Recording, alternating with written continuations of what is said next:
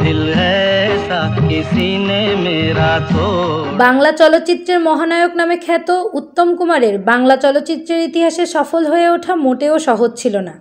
মধ্যবিত্তের পরিবারের ছেলে অরুণ থেকে মহানায়ক উত্তম কুমার হয়ে ওঠার গল্পটা শুরু হয়েছিল কঠোর সংগ্রাম আর ব্যর্থতা দিয়ে। দীর্ঘ সংগ্রামে উত্থান আর পতনের মধ্যে যাওয়া উত্তম কখনো হার মানেননি, যে কারণে 50-এর দশক থেকে আজ পর্যন্ত দুই বাংলার দর্শকদের মন্ত্রমুগ্ধ করে রেখেছে যে নায়ক, তিনি উত্তম কুমার। সুদর্শনে নায়কের দক্ষ অভিনয়শৈলী দেখে কোটি কোটি ভক্ত তাকে ভালোবেসে হৃদয় স্থান দিয়েছেন, সযত্নে লালন করে চলেছেন যুগের পর যুগ। কিন্তু আপনি কি জানেন এক মধ্যবিত্ত পরিবার থেকে কিভাবে বাংলা চলচ্চিত্রের মহানায়ক হয়ে উঠলেন উত্তম কুমার?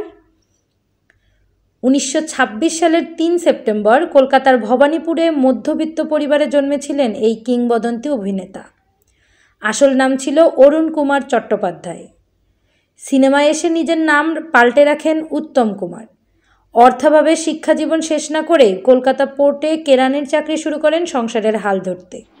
একটা অটোগ্রাফ।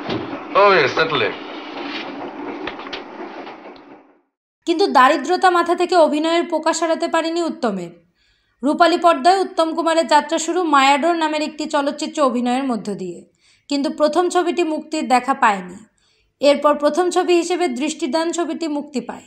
দুর্ভাগ্যবশত সিনেমাটি আলোচনায় আসেনি সিনেবোদ্ধাদের, আলাদা করে চোখে পড়েনি দর্শকদেরও। ভাগ্য সুপ্রসন্ন হতে শুরু করে বসু পরিবার ছবিতে অভিনয় করে। এ সিনেমা দিয়েই খানিকটা পরিচিতি আসে উত্তমের। এরপরই 1953 সালে 74.5 ছবি দিয়ে বাংলা চলচ্চিত্রে ঝড় তোলেন উত্তম কুমার। এই ছবির মধ্য দিয়েই বাংলা চলচ্চিত্রে আকাশ ছোঁয়া জনপ্রিয়তা পান তিনি। শুরু হয় উত্তম যুগ।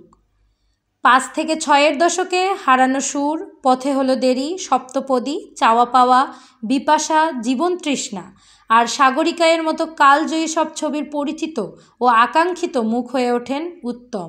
সুচিত্রা সেনের সঙ্গে তার জুটি ছিল তুমুল জনপ্রিয়। একাধিক সিনেমার জন্য এ জুটি কালজয়ী হয়ে আছে।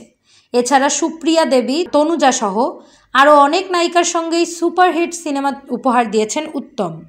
তবে জুটি হিসেবে বেশি সাফল্য পেয়েছেন তিনি নায়িকা সুচিত্রা সেনের সঙ্গেই। এই জুটির 30টি সিনেমার মধ্যে 29টি হিট ছিল। উত্তম কুমার শুধু যে বাংলা সিনেমাতে অভিনয় করেছেন তা কিন্তু নয়, বেশ কয়েকটি হিন্দি চলচ্চিত্রেও অভিনয় করেছিলেন তিনি।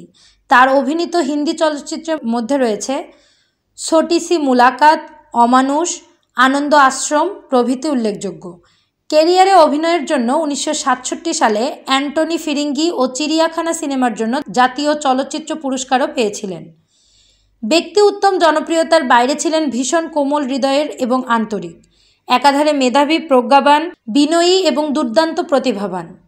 এই অভিনেতা এত বিখ্যাত হওয়া সত্ত্বেও শুটিং ইউনিটের অতি সাধারণ কর্মীরও দেখভাল করতেন। বাংলা চলচ্চিত্রের জন্য তার ত্যাগ ছিল অবর্ণনীয়।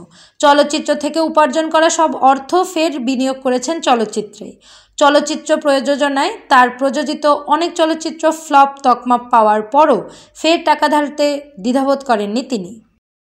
1980 সালের 24শে জুলাই মাত্র 54 বছর বয়সে উত্তম কুমার চিরবিদায় নেয়ার পরও বাংলার মানুষের মনে থেকে গেছেন মহানায়ক হয়ে। যতদিন বাংলা সিনেমা আছে ততদিন উত্তম কুমার নামটিও অমর হয়ে থাকবে। दिल है ऐसा किसी ने मेरा तोड़ा।